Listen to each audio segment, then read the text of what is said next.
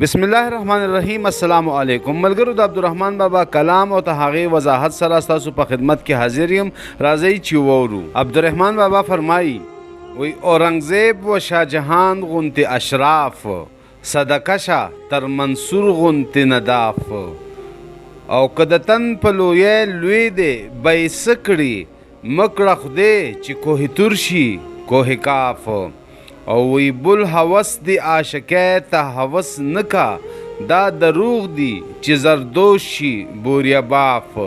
په دې کلام کې عبدالرحمن بابا د عشق مرتبه ښیي وي چې د عشق مرتبه ډېره اوچته ده او د دنیا مال او دولت هغې ته نه رسي.